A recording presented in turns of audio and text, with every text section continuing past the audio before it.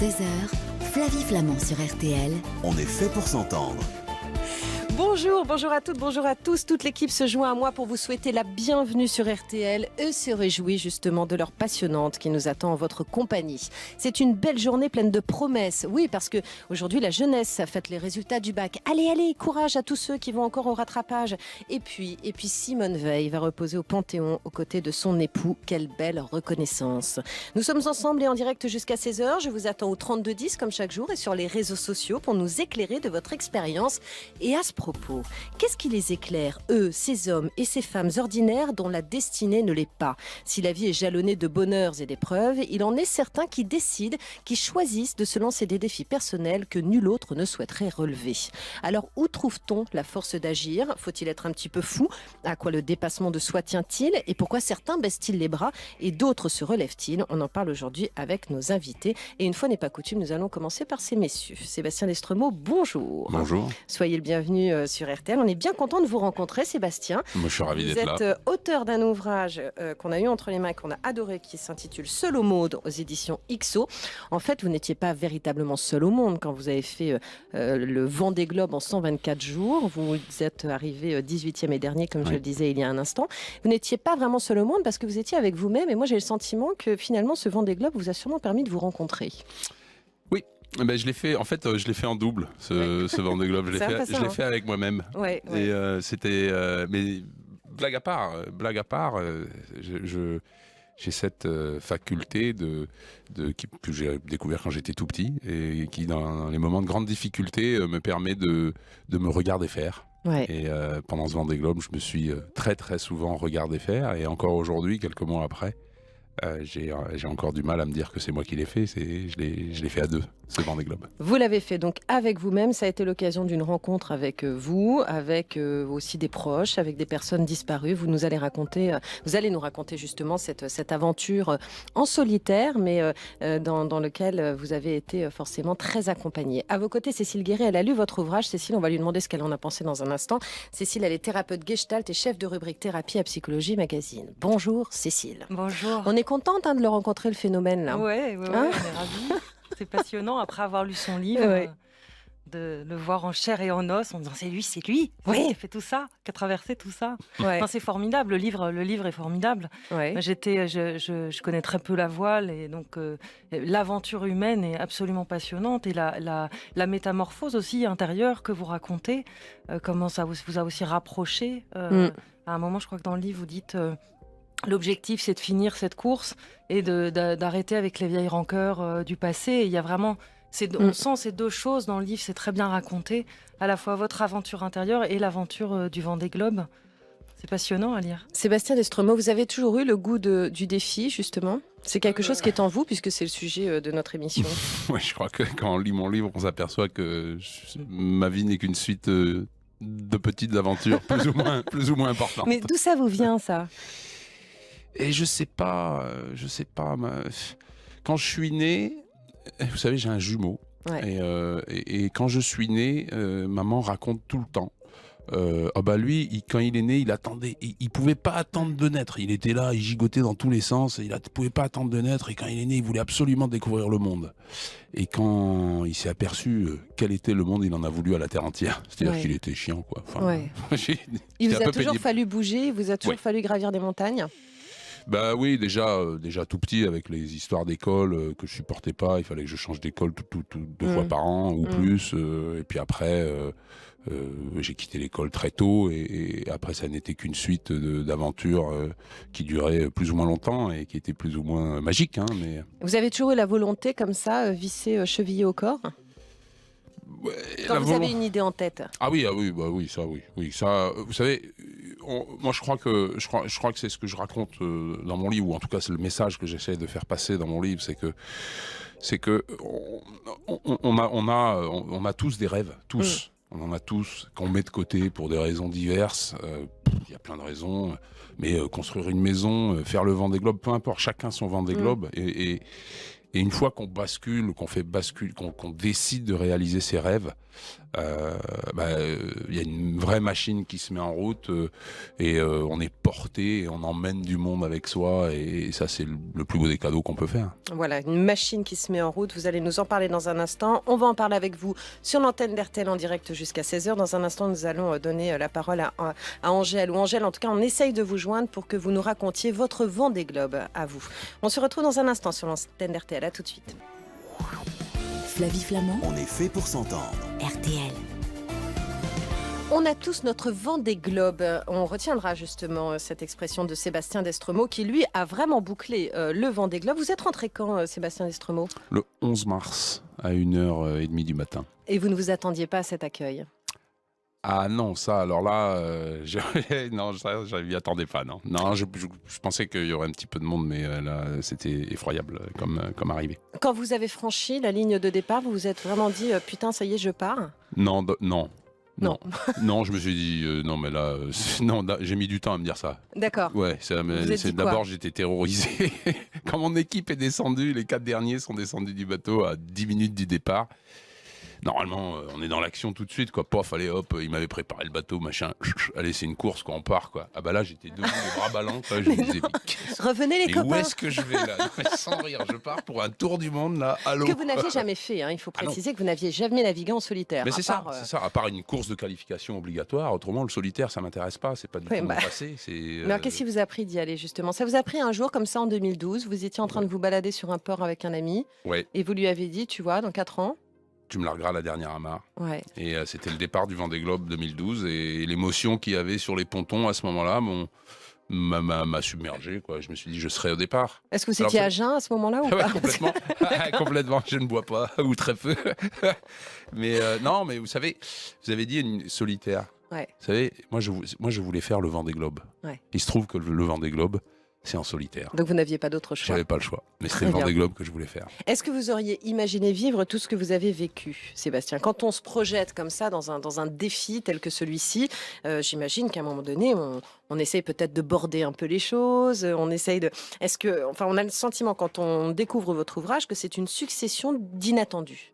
De surprise de l'existence. Ben oui, parce que en fait, pour arriver à mener cette campagne, je ne me suis toujours concentré que sur la prochaine étape. La prochaine étape dans la préparation, dans la mise en place du projet, c'était toujours que jusqu'à la prochaine étape. J'avais jamais, alors avec une ligne de mire qui était le départ. Et puis, une fois que le départ a été donné, une ligne de mire qui était l'arrivée, mais ce n'était pas une priorité. Une fois que le départ a été donné, il faut que j'aille jusqu'à l'équateur. Une fois que j'aurai passé l'équateur, j'irai au Cap de Bonne-Espérance. Après le Cap de Bonne-Espérance, j'irai, etc., etc. Parce que si vous faites... pour moi, je comprends. Si vous regardez que la grosse photo, là, elle fait tellement peur que vous n'y arrivez pas. Par contre, vous le découpez en tout petits morceaux et c'est facile à faire. De monter une marche après l'autre, c'est plus facile que de voir la montagne. Cécile Guéret, vous qui êtes thérapeute Gestalt, quand vous entendez justement Sébastien Destremaux nous raconter la façon dont il a abordé cette aventure dingue qu'est le Vendée Globe, cette idée que finalement on met un pied devant l'autre, est-ce que c'est comme ça justement qu'on parcourt les plus longs chemins? Alors oui, effectivement, je trouve ça très parlant et c'est comme ça. En fait, ce que je trouve fascinant dans ce que vous dites, Sébastien, c'est qu'il y a le fait de faire du nouveau. Vous parlez d'imprévus, des surprises aussi, et en même temps la capacité à savoir que jusqu'à telle étape, la prochaine marche, vous allez être capable d'y faire face. Vous allez être capable, c'est-à-dire qu'il y a à la fois la confiance en soi, de savoir qu'il va pouvoir gravir cette marche-là, et en même temps il y a de l'inattendu. Et pour moi, c'est vraiment ça le dépassement de soi. C'est vraiment être soi-même et en même temps faire du nouveau. Et tout à l'heure, vous disiez, Flavie, en intro, on est tous des héros, on a tous notre Vendée Globe. Et oui, bien sûr, on a tous. Alors après, pour vous, c'est cette aventure extraordinaire, cet exploit sportif.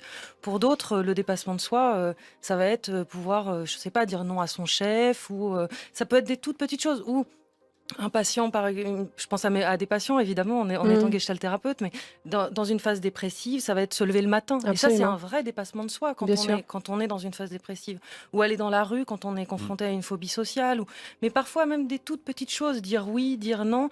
Et en fait, c'est ces petites choses qui parfois sont vertigineuses, même si De l'extérieur, ça paraît rien. Voilà, qui constituent des victoires personnelles. Et c'est en fait à la mesure de l'effort qu'elles nous demandent qu'on se rend compte à quel point elles sont importantes. Et vous avez raison, il y a le Vendée Globe, ce truc extraordinaire que vous avez fait, mais il en est d'autres aussi qui vivent des victoires qui sont moins clinquantes peut-être, mais qui nécessitent les mêmes efforts. Oui, quand vous dites se lever le matin, ça peut être un effort pour quelqu'un.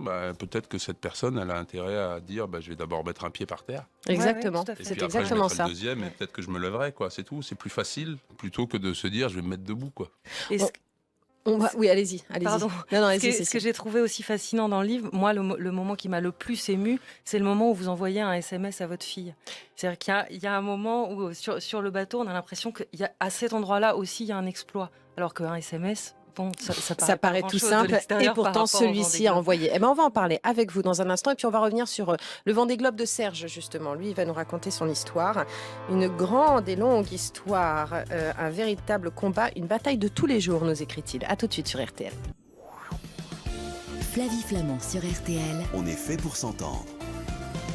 Il y a Xavier qui nous écrit sur Facebook « Quand j'ai une idée ou un projet en tête, je fais tout pour le réaliser ». Et puis il y a Emma qui nous explique qu'elle a plutôt tendance à baisser les bras. Merci d'être avec nous aujourd'hui en direct sur RTL en compagnie de Cécile Guéret qui est donc chef de rubrique Thérapie à Psychologie Magazine et Sébastien Destremaux que vous connaissez puisqu'il est auteur de l'ouvrage Seul au monde aux éditions XO, ouvrage que l'on vous conseille dans lequel il raconte les 124 jours dans l'enfer du Vendée Globe, donc chez XO Éditions puisque je le rappelle Sébastien Destremaux a franchi la ligne d'arrivée au Sable d'Olonne. C'était le 11 mars dernier. Vous étiez 18e et dernier. Et pourtant, vraiment, à la façon dont vous avez été accueillis, on a le sentiment que c'était comme une victoire et que vous étiez, c'en était une et vous étiez premier, quoi. Oui, c'est ça. Premier dans les cœurs des gens. Ça, je sais pas, mais en tout cas, j'étais premier du prochain Vendée Globe. C'est très bien, super. On va, si vous le voulez bien, échanger avec Serge, parce qu'on le disait il y a un instant, chacun son Vendée Globe. Et aujourd'hui, on parle de notre détermination, le fait de s'accrocher à une idée, de ne pas la lâcher. Serge, bonjour, bienvenue sur RTL. Bonjour Flavie, bonjour tout le monde. Merci d'être avec nous. Vous venez d'entendre les exploits de Sébastien Destremaux, dont vous avez forcément entendu parler. Qu'est-ce que ça vous inspire à vous ? Ce qu'il a fait. Écoutez, c'est quelque chose d'une autre dimension encore. Ouais. C'est sûr que mon combat par rapport à Sébastien est différent et pourtant. tout autre genre. Et pourtant, j'ai le sentiment vraiment, après avoir lu l'ouvrage de Sébastien et connaissant votre histoire, que ça a été aussi pour vous un combat de chaque jour. Alors, un combat contre le poids, finalement. Oui, tout à fait. En fait, je suis obèse dès mon plus jeune âge. Mm-hmm. Et donc, en fait, j'ai suivi beaucoup de régimes à base de muesli, de fenouil, avec autant d'échecs à la clé. Mm. Et du coup, j'ai eu un déclic très tard, vers les 20 ans. En fait, j'étais parti durant les 3 jours à l'armée à Nancy. Je faisais partie alors des derniers contingents à y aller pour l'armée obligatoire. Et en fait, je suis arrivé et on m'a directement dit d'aller me faire la pesée, quoi. Ouais. Donc, je suis monté sur la balance et manque de peau. La balance restait à 150 kilos. Donc, vous étiez au-delà. Voilà, tout à fait. Mm. Donc, après, personnellement, je ne savais pas combien je pesais puisque je ne me pesais plus depuis un moment. Et donc, on m'a cherché une deuxième balance et j'ai mis un pied sur chaque balance. Ce qui faisait au cumul 180 kilos. Qu'est-ce que vous avez ressenti à ce moment-là, Serge ? J'étais complètement effondré. Mm. Je ne savais pas... là, c'est toute ma vie qui venait de s'obscurcir. Mm. Elle était déjà très obscure avant, mais là, vraiment, c'est tout un monde qui s'effondre. Du coup, j'ai pris conscience qu'il fallait faire quelque chose. Il faut vraiment prendre conscience, c'est ça qui est incroyable. En fait, donc une fois rentré, je ne me suis pas mis à la diète tout de suite, parce que je me suis dit, c'est encore un échec qui se profile. Mm. Et ça, c'est venu tout naturellement, comme si le corps disait stop. C'est le corps qui s'est rebellé, parce qu'en fait, si vous voulez, j'ai commencé par arrêter les sodas dans un premier temps, puis tout ce qui est pâtisserie, chocolat dans un deuxième temps, puis le fromage et ce qui est matière grasse au final. Aujourd'hui, vous en êtes où ? Aujourd'hui, j'ai repris un peu de poids. D'accord, enfin, vous en aviez perdu beaucoup, donc oui. Si on voit les choses côté soleil, côté positif, bien sûr, tu sais. Vous avez perdu combien ? Au total, j'en avais perdu 80. D'accord, vous avez perdu 80 kilos en quelques années. Oui, en 3 ans, oui. Vous parlez d'un combat de tous les jours. C'est une sorte Oui. de conflit intérieur en vous. Qu'est-ce qui fait que vous ne baissez pas les bras? En fait, je pense que j'ai pris ce combat pas sur la durée, mais au jour le jour. C'est-à-dire que chaque jour suffit sa peine. Mm. Si vous voulez, moi j'avais des objectifs journaliers sans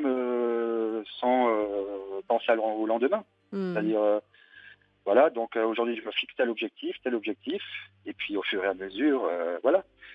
D'ailleurs, j'ai jeté la balance pour être sûr de ne pas monter dessus. Ouais. Et puis au bout de 3 ans, je me suis dit, bon, je suis quand même passé d'un 68 en pantalon à un 44. Donc vous vous Je me êtes suis pesé. Donc voilà. Et j'étais pas prêt psychologiquement. Et puis j'ai fait un malaise vagal quand j'ai vu le poids que j'avais au final. Alors là, il y a la satisfaction, Serge, hein, de Oui, tout tout à le fait. parcours accompli. Est-ce que vous vous êtes quelque part rencontré à travers cette aventure et cette épreuve? Est-ce que vous vous connaissez mieux maintenant? Oui, tout à fait. C'est vrai que je savais que j'étais combatif, mais pas à ce point. C'est vraiment quelque chose que j'ai découvert Ouais. durant ces 3 années.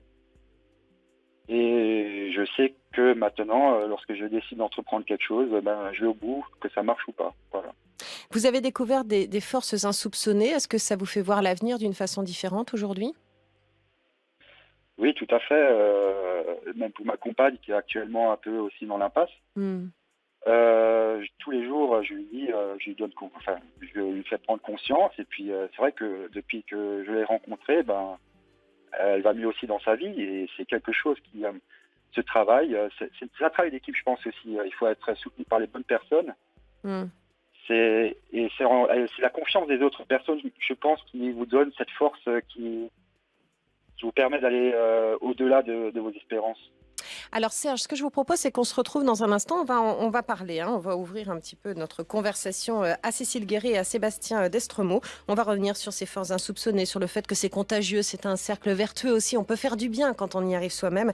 Et puis sur cette idée du travail d'équipe, car ça a été aussi votre cas, Sébastien. On se retrouve dans un instant sur RTL. À tout de suite. 15h, 16h, Flavie Flamand sur RTL. On est fait pour s'entendre. Voilà, à vélo, en bateau, à pied, en trottinette ou que sais-je. On parle de nos Vendée Globes aujourd'hui. Alors c'est une expression, excusez-moi, Sébastien Destremaux, que vous avez donc employée en début d'émission en disant on a tous nos Vendée Globes et qu'on est en train de retrouver sur tous nos réseaux sociaux. Tout le monde nous parle de son Vendée Globe, justement. Ça va devenir une forme de générique en fait, maintenant de l'épreuve ou en tout cas du défi que l'on peut se lancer. Il y a Billy Duck qui nous écrit: j'essaye tant que possible de ne jamais baisser les bras devant mes Vendée Globes, que la vie me les impose ou que je les désire. Elle explique qu'elle essaye tant que possible de ne jamais baisser les bras. C'est tentant de baisser les bras. Ça vous est arrivé, vous, quand vous étiez au milieu de la mer dans votre bateau? Oui et non. C'est plus difficile en bateau quand vous êtes à 10 ou 15 jours de mer de la côte de baisser les bras, parce que même si vous avez des petits coups de mou, quelques heures après, de toute façon, vous n'êtes toujours pas arrivé. C'est pas comme si vous pouviez ouvrir la porte de la voiture et descendre ou faire... Salut, salut, j'arrête. Je passe. Non, là, c'est pas possible. Ça le fait pas. D'accord, on peut pas faire le joker. Parce que c'est vrai que quand on s'engage, en fait, Cécile Guéret, quand on s'engage dans un défi, c'est souvent très difficile de faire demi-tour. Surtout à mi-parcours, quoi. Oui, alors, en effet, et d'autant plus que l'impression que j'ai, c'est qu'on s'engage dans un tel défi, que ce soit l'histoire de Serge pour perdre ses kilos, que la vôtre avec le Vendée Globe, que les Vendée Globes de chacun que nous sommes. Il y a un moment où j'ai l'impression que ça touche à la survie. C'est-à-dire, si je fais pas ça... j'en crève en fait. Il y a quelque chose en tout cas qui touche à l'idéal. Donc soit l'idéal, par exemple vous, Sébastien, vous parlez beaucoup de la justice dans votre livre. Ça semble être quelque chose qui vous constitue, ce sentiment d'injustice et cette envie de prouver que vous allez épater les autres. Vous en parlez pas mal dans le livre. Ouais. Enfin, épater les autres, épater votre père, surtout.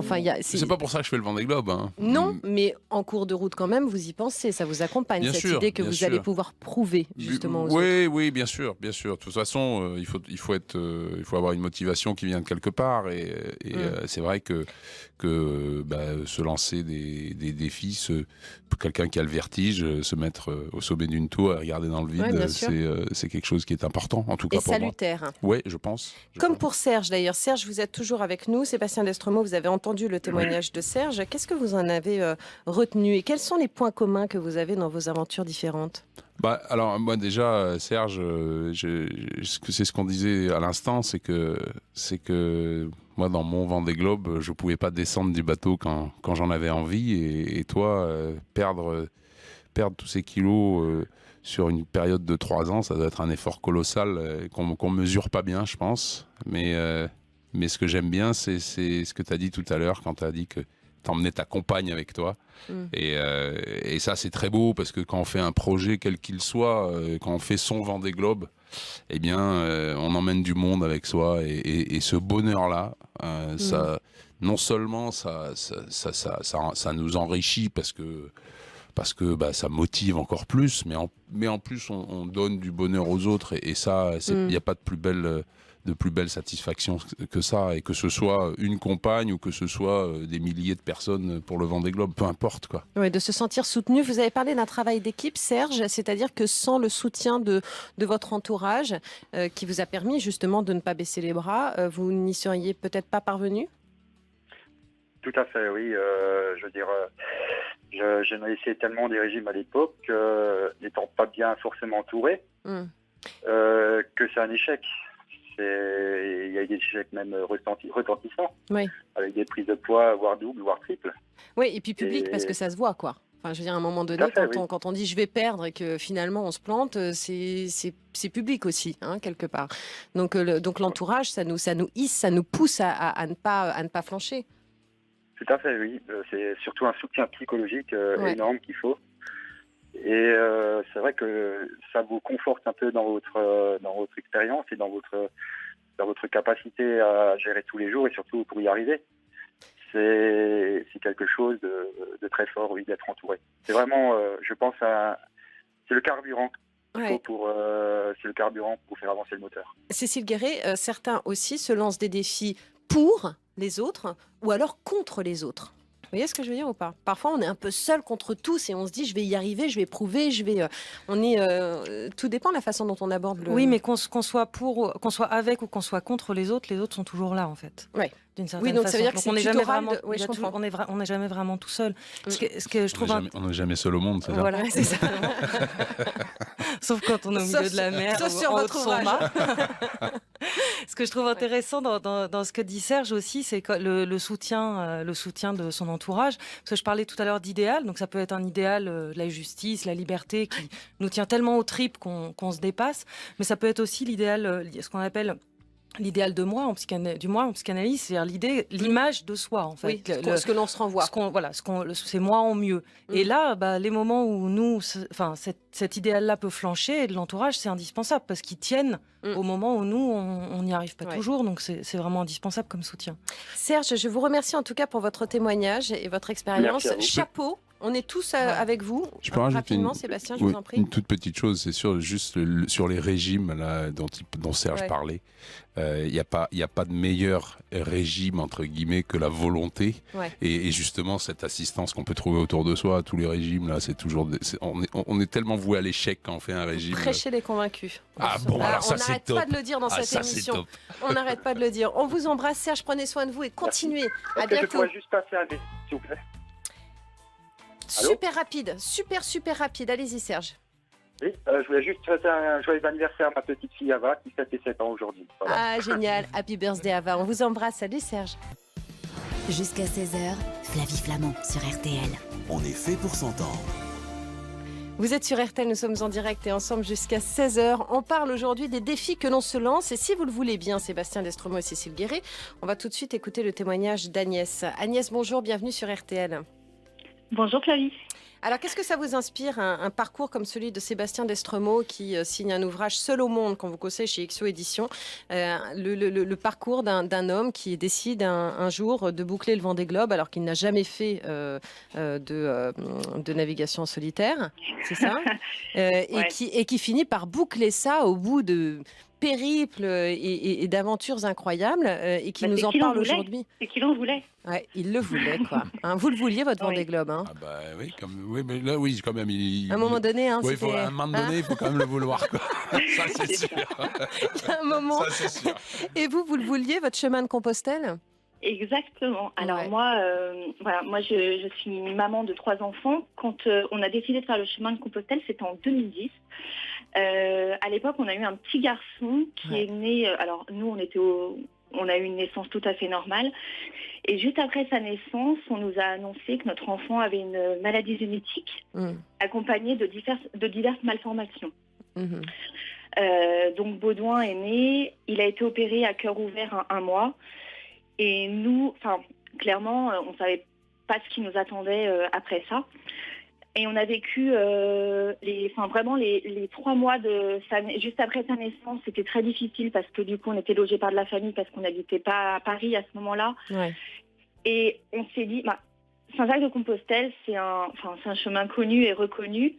Notamment pour les catholiques, c'est un chemin qui est connu depuis le Moyen-Âge pour remercier Saint-Jacques, pour demander des grâces. Et nous, on a décidé avec mon mari d'y aller pour remercier parce que finalement, notre petit garçon a survécu aux opérations, s'en sort finalement pas trop mal par rapport à ce qu'on nous avait annoncé. Et du coup, on a enfourché nos vélos. Moi, je suis absolument pas sportive. Mon mari fait autre chose parce que lui, il est militaire, donc... Lui, c'était pas un problème. Donc moi, 3 mois après l'accouchement, on a pris notre vélo, on est descendu jusqu'à Saint-Jean-de-Pied-de-Port et puis on s'est enfilé les 800 km de vélo. Ça a été une découverte pour vous, ça a été une forme de révélation, tant d'un point de vue de l'esprit, vous avez retrouvé votre mari, mais d'un point de vue corporel aussi. Oui. Parce que moi, honnêtement, je suis partie en me disant t'es folle. Le matin, quand il a fallu partir de l'hôtel avec le vélo, en plus, au bout de 500 mètres, la chaîne a cassé. Donc là, on s'est dit, mais qu'est-ce que je suis venue faire ici? Et le pire, c'est qu'on ne savait même pas changer une chaîne. On ne rigole pas. Non, pardon. Et là, on s'est dit, mais mon Dieu, mais on est complètement inconscient. Et puis on s'est dit, mais non, si on veut, on y arrivera. On prendra le temps qu'il faudra, mais on y arrivera. Et en fait, par l'émulation et par le fait de se dire, je vais y arriver parce que je l'ai décidé, on y est arrivé. Alors certes, moi, le premier jour, j'en pleurais tellement j'étais fatiguée. Et puis finalement, comme on dit, on se remet en selle, quoi, et puis on continue. Ouais. Et c'est la joie après d'y arriver, quoi. C'est génial. Je pense que Sébastien, c'est la même chose, quoi. Quand on arrive, on se dit, mince, je l'ai fait, quoi. C'est sa fierté. Sébastien Lestremont. Oui, ça, je comprends très bien ce que vous dites. Oui, ça c'est sûr. La joie d'arriver et la fierté d'avoir accompli ce que vous avez décidé de faire, quoi. C'est un moment exceptionnel, bien sûr. Bien sûr. Quand je demandais à Agnès si elle a cette reconnexion avec son corps, avec ses émotions, avec ses sensations, c'est quelque chose que vous avez vécu. Vous, votre corps, ça doit être votre allié quand même quand vous êtes en train de faire le Vendée Globe. Oui, il est quand même... Faut pas que ça coince, quoi. Non, il ne faut pas trop que ça coince. Enfin, j'ai eu des petits problèmes, petits problèmes techniques à ce niveau-là. Ça a un petit peu coincé, oui. Mais bon... C'est vrai que... Non, mais de savoir qu'on peut se reposer sur ses capacités physiques, je trouve que c'est extrêmement... ça consolide, quoi, non? Mais oui, mais on se rend pas compte... de tout ce qu'on peut faire. Oui, c'est ça, on se rend pas compte de tout ce qu'on peut faire. Il faut se mettre en situation de vouloir faire 800 km pour aller à Saint-Jacques-de-Compostelle, à se dire... Moi, je suis pas capable de faire du vélo, mais pourtant, je vais le faire, et puis je vais le faire, et je le fais, quoi. Puis c'est tout, quoi. Moi, je suis pas capable de faire le Vendée Globe, pourtant, je vais le faire, et je le fais. Point, quoi. Ouais. Non, mais point. Non, mais point. Point. Ouais. Cécile Guéret. Oui, sur le corps, effectivement. Et on est aussi dans une société où on met pas mal le corps de côté, ou alors plus dans un truc de performance, ou alors de mise en scène de soi. Et se reconnecter au corps, apprendre à se reconnecter à son corps et à le prendre comme une ressource, comme un appui, c'est un travail fabuleux. Déjà, en thérapie, moi je travaille beaucoup comme ça, et je trouve que c'est absolument merveilleux de voir comme les gens, à partir du moment où ils peuvent se reconnecter à leur corps, les ressources que ça leur donne. Et puis, c'est précieux après pour s'orienter dans la vie, faire des choix. Ça ne veut pas dire qu'il faut aller faire la musculation tout de suite. Non, justement. C'est pas ce qu'on est en train de dire. C'est pas par ça que ça passe. Non, c'est des toutes petites choses. En tout cas, Agnès, vous embrasserez Baudouin, Gauthier et Mathilde qui, depuis, sont venus agrandir la famille. Nous, on vous embrasse aussi. Puis merci pour votre témoignage. Beaucoup. À bientôt. Merci. Salut Agnès. Flavie. Au revoir. Flavie Flamand sur RTL. On est fait pour s'entendre. Il nous reste encore un petit peu de temps chouette à passer avec nos invités, Cécile Guéret et Sébastien Destremaux, pour parler donc de nos Vendée Globe, de ces défis que l'on se lance. Vous avez toujours eu cette banane-là, Sébastien Destremaux, parce que vous faites tellement, je sais pas, heureux, épanoui. C'est quoi ? C'est d'avoir bouclé cette aventure-là qui. Est-ce que vous vous sentez différent depuis que vous avez fait le Vendée Globe ? Oui, bah, je sais pas, moi je comprends que vous soyez aussi lumineux, voyez ? Non, mais on n'est pas obligé de se faire la gueule. Vous revenez de loin. Ça, vous prêchez des convaincus. Nous non plus, on considère qu'on n'est vraiment pas obligé de se faire la gueule. Non, mais voilà, la vie. Moi, je trouve que. Mon retour du Vendée Globe, c'est le bilan. On s'ennuie tellement avec plein de petits détails insignifiants qui peuvent être pendant un Vendée Globe manquer de chaussures ou manquer de nourriture ou manquer de. Enfin, plein de choses. Je me permets de préciser que vous êtes venu en tongs aujourd'hui et vous portez les tongs du Vendée Globe. Collector, modèle collector. Modèle collector, parce qu'il faut aussi le dire, on le découvre dans votre ouvrage, c'est que vous êtes parti, vous avez fait le Vendée Globe et vous avez réalisé que vous avez oublié vos chaussures. Comme la dame tout à l'heure qui a cassé sa chaîne de vélo, moi je suis parti sans chaussures. Je me suis rendu compte quelques heures après que j'avais pas de chaussures et qu'on on voit bien l'image de se dire là, ah ouais mon gars, là tu pars faire le tour du monde en solitaire et t'as pas de chaussures. Quoi. Là t'es vraiment un âne. Quoi. Est-ce que vous l'avez considéré comme un signe ? Parce que quand on se lance un défi, c'est comme la chaîne, il y a un instant dans le témoignage d'Agnès. Agnès, elle part et au bout de 500 mètres, sa chaîne pète alors qu'elle doit faire 800 km à vélo. Est-ce que ce sont des signes qu'il faut savoir ne pas écouter ? Ils sont tellement insignifiants par rapport au résultat final. La chaîne de vélo, c'est rien du tout. Même si on ne sait pas la remonter, on va en fabriquer une avec ses dents. Bien sûr. Non mais je blague. Non mais on va se débrouiller. Mais oui, mais non, mais vous aussi. On n'a pas MacGyver dans le studio. Mais non, mais on va. Mais pas du tout. Dès qu'on a un problème, on appelle Sébastien. Mais pas du tout. En plus, je suis pas bricoleur. Est-ce que tu peux me réparer ma chaîne avec les dents, quoi. Et en plus, le pire, c'est que vous osez nous dire ça, et là, vous venez de nous préciser que vous n'êtes pas bricoleur. Mais je suis absolument pas bricoleur. C'est pour ça que je peux le dire. Un brin. Est-ce qu'il y a de la folie là-dedans ? Mais oui, mais bien sûr qu'il y a de la folie. Mais c'est comme Agnès tout à l'heure. Elle casse sa chaîne de vélo et elle part faire 800 km à vélo. Elle a fait 500 mètres. C'est une blague ou quoi ? Non, mais c'est vrai. Mais elle peut s'arrêter sur le bas de la route en disant non, mais allô, quoi. Eh ben non, elle continue. Elle référence. Ouais, bon, pardon. Et elle peut. Eh ben voilà, elle refabrique. Enfin, elle répare sa chaîne. Je sais pas comment elle a fait. Elle s'est débrouillée. Puis elle les a fait ces 800 km. C'est insignifiant de casser une chaîne. D'accord, mais vous avez aussi vous-même eu le sentiment parfois que le destin pouvait s'acharner un peu sur votre petite personne. On peut. Voilà. C'est facile. Oui, c'est facile Alors, de se dire ça. C'est simplement, d'abord, il y a le j'ai pas le choix. Le j'ai pas le choix de quand vous êtes en mer, en solitaire, vous vous cassez les côtes. C'est pas comme si vous pouviez appeler maman. Quoique maman, peut-être qu'elle viendrait, mais voilà, vous pouvez pas vous arrêter et dire tiens, je vais m'arrêter à la pharmacie acheter un truc. Quand vous n'avez plus rien à manger, pareil. Vous faites avec ce que vous avez et vous fabriquez votre chaîne de vélo avec les dents. Et puis c'est tout. Cécile Guéret, vous avez vous aussi lu l'ouvrage de Sébastien Destremaux. Il y a cette quête. Vous me permettez, on va parler comme si vous n'étiez pas là. Il y a cette quête, il y a cette quête sentimentale aussi, c'est-à-dire qu'on n'aura pas le temps de le développer, mais c'est une quête affective. Il y a cette idée à un moment donné que l'on peut être fier aussi de soi. Il y a plein de gens qui vous ont accompagné sans le savoir dans votre voyage, des gens, vos enfants, des gens auxquels vous avez tenu, votre père. Est-ce que vous pensez que vous aviez une revanche à prendre aussi là-dessus du côté de votre papa ? Une revanche, non, parce que ce sont des conséquences.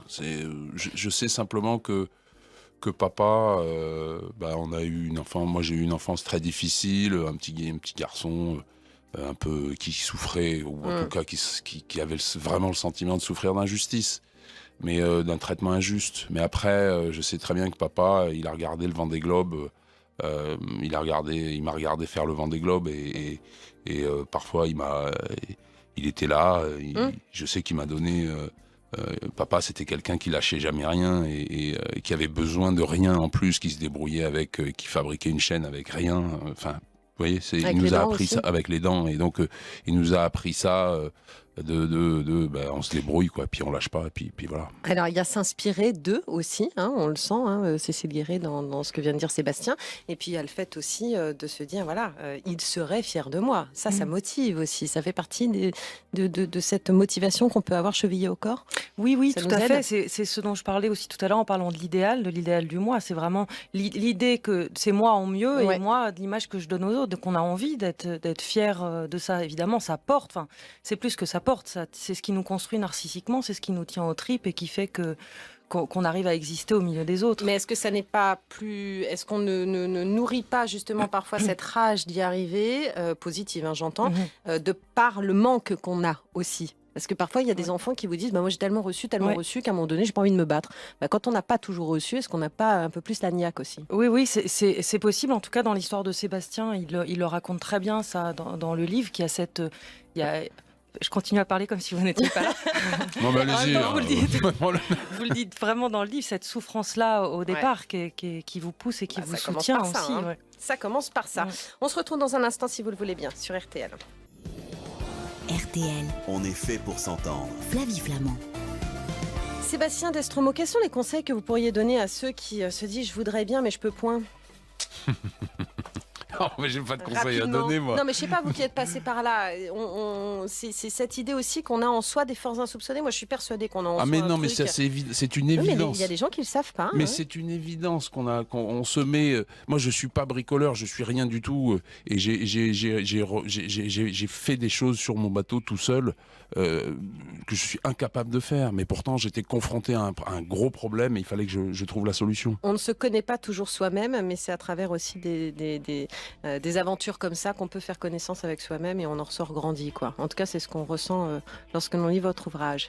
Ouais, merci, parce que seul au monde, pas si seul au monde en fait. Exactement, c'est chez XO Éditions et vraiment on vous le conseille, c'était l'ouvrage, donc c'est l'ouvrage de Sébastien Destromo. On vous embrasse et à bientôt Sébastien. Merci. Voilà, bon, vous nous tenez au courant pour vos prochaines aventures, un peu plus calme quand même. Merci beaucoup Cécile Guéret. Merci. Je rappelle Psychologie Magazine, puisque vous êtes chef de rubrique thérapie dans ce magazine qu'on aime bien. On vous embrasse Cécile, bel été à vous. Merci et à la rentrée, demain, à l'heure où Mammouth Rusé bosse à plein temps sur les routes de France, elle m'en parlera de quoi? De la sécurité routière, figurez-vous. Certaines nouvelles mesures ont été prises, les connaissez-vous? Séance de rattrapage demain à 15h en direct sur RTL. Tout de suite, place au rire avec Laurent Ruquier, les grosses têtes. Je vous embrasse, à demain.